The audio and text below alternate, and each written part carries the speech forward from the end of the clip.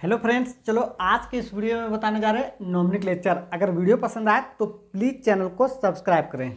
देखो, यहाँ पे नोमेनक्लेचर के लिए सबसे पहले इस टेबल को ध्यान में रखना होता है। ठीक है, यहाँ पे लिखा हुआ है नाम और इसमें लिखा हुआ कि कितना कार्बन का चेन होता है। ठीक, तो देखो सबसे पहला नंबर पे मीथेन, इसमें एक कार्बन का चेन होता है। और यहाँ पे है इथेन, इसमें 2 कार्बन का चेन होता है। और इसके बाद देखेगा प्रोपेन, इसमें 3 कार्बन का चेन होता है। इसके बाद है ब्यूटेन, जिसमें कि 4 कार्बन का चेन होता है। उसके बाद है पेंटेन, जिसमें 5 कार्बन का चेन होता है। और इसके बाद हेक्सेन है, जिसमें 6 कार्बन का चेन होता है। और इसके बाद आगे होगा हेप्टेन, ऑक्टेन, जिसमें 7 कार्बन का चेन होगा, 8 कार्बन का चेन होगा, इस तरह से।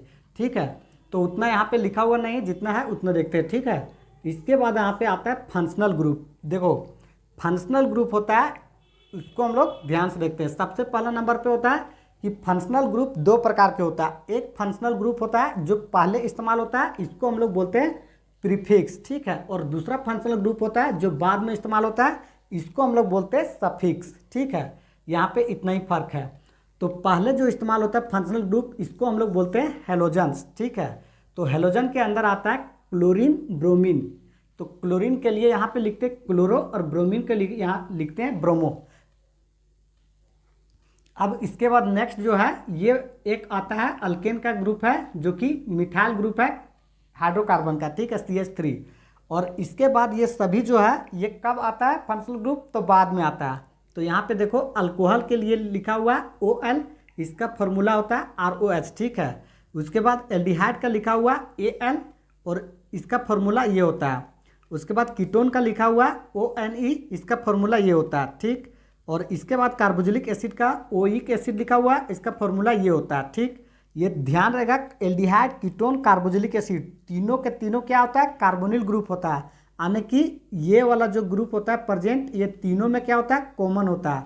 इसको ध्यान रखेगा। ठीक, और इसके बाद आता है जो कि अल्किन कहलाता है, इसमें डबल बॉन्ड होता है और ENE इसको लास्ट में लिखा जाता है।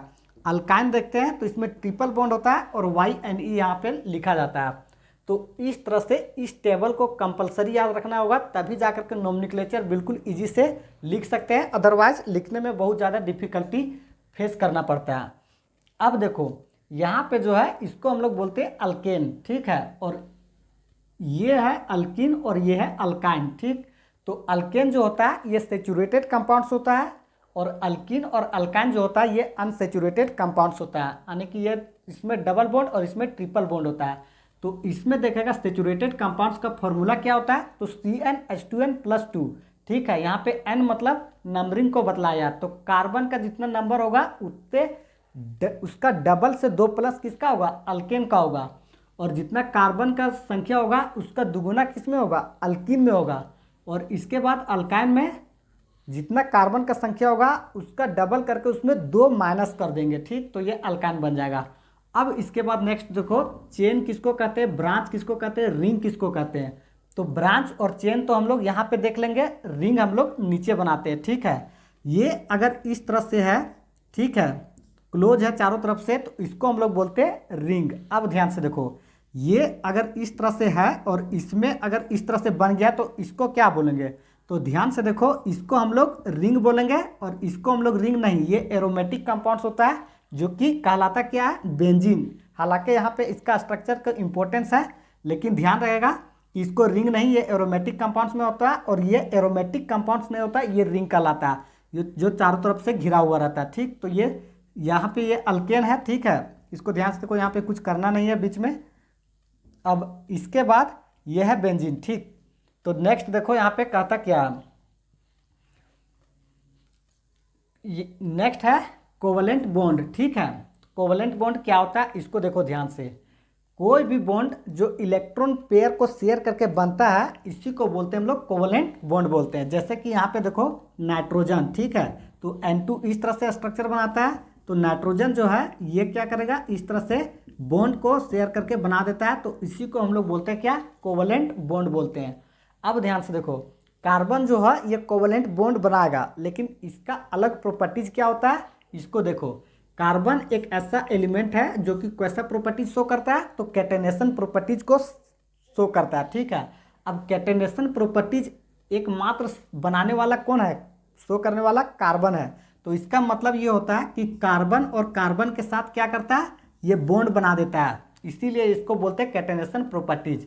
दूसरा देखो, इसका खासियत होता है कि टेट्रावैलेंसी, यानी कि इसका आउटर मोस्ट सेल में कितना इलेक्ट्रॉन होगा, 4 इलेक्ट्रॉन होगा, इसीलिए इसको बोलते हैं टेट्रावैलेंसी। अब इसके बाद देखते हैं एलोट्रोप्स जो होता है कार्बन का, डायमंड, ग्रेफाइट, बकमिस्टर, फ्लोरीन, ये सभी होता है। ठीक, तो यहाँ पे ये सभी कंप्लीट हो जाता है। अब हम लोग देखते हैं इसको। अब इससे पहले यहाँ पे ध्यान रखना होगा इस टेबल को, तभी जा करके ये बनेगा। तो सबसे पहले हम लोग स्टार्ट करते हैं एग्जाम्पल नंबर फर्स्ट से। ठीक है, तो सबसे पहले नोमेनक्लेचर के लिए प्रोसेस में हम लोग क्या देखेंगे कि कार्बन का चेन को देखेंगे कि कितना बड़ा चेन है। ठीक, और उसके बाद दूसरा नंबर पे देखेंगे कि उसमें कौन सा फंक्शनल ग्रुप प्रेजेंट है। ठीक, और इसके बाद देखेंगे कि फंक्शनल ग्रुप किस तरह के है, सफिक्स है या प्रीफिक्स है। ये सभी यहाँ से क्लियर हो जाएगा, एग्जाम्पल से और अच्छा से क्लियर होगा। देखो सबसे पहले हम लोग चेन को काउंट करते हैं। तो देखो 1 कार्बन, 2 कार्बन, 3 कार्बन, 4 कार्बन का चेन है। ठीक है, तो चेन वहाँ से काउंट करेंगे जहाँ से क्या होगा, फंक्शनल ग्रुप या ब्रांच नज़दीक होगा। ठीक है, तो यहाँ पे ध्यान से देखो 1 2 3 4। ठीक है, सेकेंड नंबर पे क्या आता है, ये सेकेंड नंबर पे आ गया ब्रांच आ गया। ठीक, तो यहाँ पे देखो अब ये ब्रांच है कौन सा, ये फंक्शनल ग्रुप है। तो फंक्शनल ग्रुप कैसा फंक्शनल ग्रुप है, तो ध्यान से देखो ये आता है हेलोजेंस में, और क्लोरीन का यहाँ पे लिखा जाता है क्या, क्लोरो आता है। तो ये कब आता है, तो ध्यान से देखो ये प्रीफिक्स में आता है। सिर्फ यही एक ऐसा है जो प्रीफिक्स में आता है, इसमें मिथाइल ग्रुप को ऐड कर देंगे। ठीक, बाद बाकी सब किस में आता है, सफिक्स में आता है। तो यहाँ पे ध्यान से देखो लिखेंगे क्या, तो पहला दूसरा 2 नंबर पे क्या हो गया, क्लोरो हो गया। ठीक, तो यहाँ पे 2 क्लोरो ये बन गया, और इसके बाद कितना नंबर का चेन है, तो 1 2 3 4, और 4 कार्बन का चेन रहेगा। इसको क्या लिखेंगे, तो ध्यान से देखो यहाँ पे ब्यूटेन लिखेंगे। तो यहाँ पे आगे कर देंगे 2 क्लोरो ब्यूटेन, ये बन गया। अब इसके बाद देखेगा यहाँ पे लिखा है ब्रोमो ब्यूटेन। अब नाम से ही ध्यान से देखो, ब्यूटेन मतलब कितना कार्बन का चेन है, तो ब्यूटेन मतलब यहाँ पे देखो 4 कार्बन का चेन है। तो सबसे पहले ब्यूटेन को हम लोग देखेंगे, और यहाँ पे लगा हुआ क्या है, ब्रोमीन लगा हुआ है। तो देखो ध्यान से कैसे बनेगा, 1 2 3 4। ठीक है, 4 कार्बन का चेन हो गया। अब इसमें नंबरिंग नहीं किया कि ब्रोमीन किस नंबर पे है, तो जब नंबरिंग नहीं किया तो इसका मतलब ब्रोमीन कितना नंबर पे होगा, ये फर्स्ट नंबर पे होगा। ठीक, तो यहाँ पे लगा देते हैं पहला नंबर पे ब्रोमीन, ये बन गया CH3, ये कंप्लीट हो गया, CH2 और यहाँ पे CH2 ये कंप्लीट हो जाता है। अब देखो नेक्स्ट नंबर पे जो एग्जाम्पल है, इसमें देखो यहाँ भी 4 कार्बन का चेन दिख रहा है, और इसमें एक ब्रांच लगा हुआ है। ठीक, तो ब्रांच जहाँ से नज़दीक होगा वहीं से नंबरिंग करना स्टार्ट करेंगे। तो यहाँ पे 1 2 3 4 कार्बन ऐसे बन सकता है, या इसको दूसरा तरफ से बनाएंगे तो 1 2 3 4 कार्बन ऐसे बन सकता है। तो इसको ब्रांच बनाएंगे या इसको ब्रांच बनाएंगे, इससे कोई फर्क नहीं पड़ता, क्योंकि ये सेकेंड नंबर पे ही कार्बन आएगा। ठीक, तो हम लोग किसी भी तरह से चेन को ले लेते हैं, और इसको हम लोग क्या करते हैं, ब्रांच बना देते हैं। तो यहाँ पे ब्रांच को क्या लिखेंगे, 2 मिथाइल।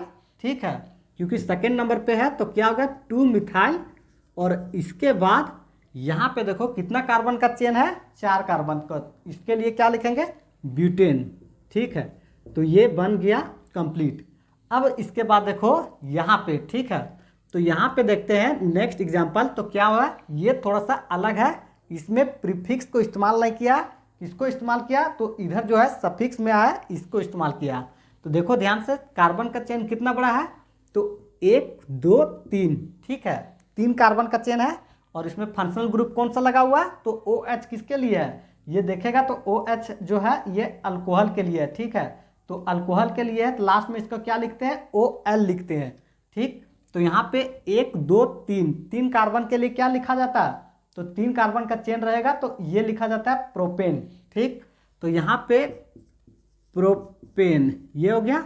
अब यहाँ पे बताए थे कि अगर ये सफिक्स में इस्तेमाल होगा तो इसका जो ई रहेगा वो क्या हो जाएगा, ई रहेगा वो हट जाएगा। ठीक है, ये हट जाएगा, और उसके जगह पे आएगा कौन, तो यहाँ पे इसका जो फंक्शनल ग्रुप रहेगा, जैसे कि अल्कोहल है, तो यहाँ पे लास्ट वाला OL आ जाएगा। ठीक, तो यहाँ पे OL आ गया, प्रोपानॉल। ठीक, अब इसके बाद देखेगा नेक्स्ट इसी तरह से सभी हटाना, ठीक है। अल्कोहल के है तो अल्कोहल लगा देंगे, एल्डिहाइड का है तो Al लगा देंगे, कीटोन का है तो ONe लगा देंगे, इस तरह से हटा देंगे, ठीक।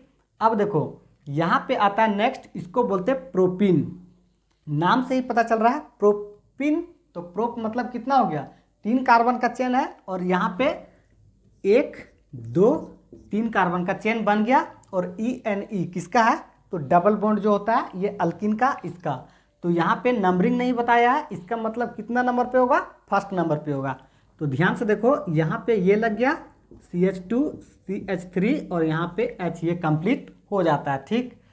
अब देखो H हम अपने से फिल नहीं कर रहे हैं, ठीक है, क्योंकि कोई भी कार्बन रहेगा तो इसका क्या करेंगे, चारों तरफ से इसको फिल होना चाहिए, ठीक है, यानी कि इसका 4 बॉन्ड बनना चाहिए चारों तरफ से, ठीक। इसीलिए यहाँ पे काउंट करके हम लगा दे रहे हैं, ठीक। अब इसके बाद देखेगा लास्ट नंबर पे ब्यूटान, ठीक है।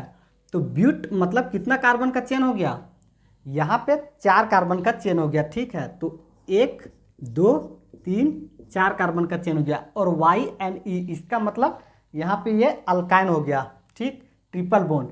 नंबरिंग नहीं किया, इसका मतलब कितना हो गया, ये फर्स्ट नंबर पे है, तो ये हो गया ट्रिपल बॉन्ड, ठीक। और यहाँ पे ये 4 हो गया इसका कंप्लीट, CH2, ये हो गया CH3। तो इस तरह से इतना एग्जाम्पल है जो कि ज्योमेट्रिकल फार्मूला और स्ट्रक्चरल फार्मूला दोनों कंप्लीट हो जाता है यहीं पे। और इसके बाद इस टेबल को ध्यान रहेगा, तो इस तरह से यहाँ से इसके बाद नोमेनक्लेचर में किसी भी तरह के प्रॉब्लम नहीं होगा। अब देखो आइसोमेरिज्म एक वर्ड आता है जिसका मतलब क्या होता है, तो ध्यान से देखो आइसोमेरिज्म जो होता है ये बहुत बार सवाल में आता है कि आइसोमेरिज्म को बतलाना है, ठीक। तो स्ट्रक्चरल आइसोमेरिज्म कैसे अलग होता है, जैसे कि मान लो अगर 4 कार्बन का चेन है तब क्या होगा, तो इसके लिए यहाँ पे हम लोग बताते हैं। देखो अगर 4 कार्बन का चेन है तो CH3 CH2 CH2 CH3 ये बन जाएगा। पहला नंबर पे इस तरह से स्ट्रक्चर बन सकता है। अब दूसरा नंबर पे इसका स्ट्रक्चर कैसे बनेगा, इसको ध्यान से देखो। तो कुछ भी नहीं करेंगे, सबसे पहले कार्बन की संख्या को क्या करेंगे, घटा देंगे। तो यहाँ पे 4 कार्बन था, अब यहाँ पे 3 कार्बन कर दिए, तो एक कार्बन को क्या करेंगे, ब्रांच में ले जाएंगे, ठीक है। तो CH3 लग गया इधर और CH3 इधर, CH3 इधर और यहाँ पे H लग गया। तो इसके बाद 2 कार्बन का चेन बनाएंगे तो दोनों क्या हो जाएगा, सिमिलर हो जाएगा। तो इसका मतलब हो गया कि अगर 4 कार्बन का चेन रहेगा तो उसका आइसोमेरिज्म कितना बन जाएगा, तो उसका ज्योमेट्रिकल आइसोमर जो बनेगा ये 2 बनेगा, ठीक है।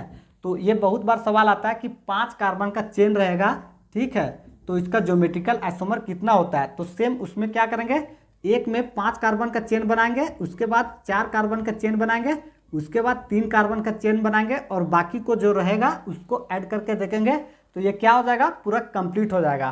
तो इस तरह से यहाँ पे देखते हैं नोमेनक्लेचर जो होता है ये पूरा फिनिश हो जाता है। तो आई होप इसमें अब किसी भी तरह की दिक्कत नहीं हो रहा होगा। तो चलो करते हैं वीडियो को एंड, ऑल द बेस्ट।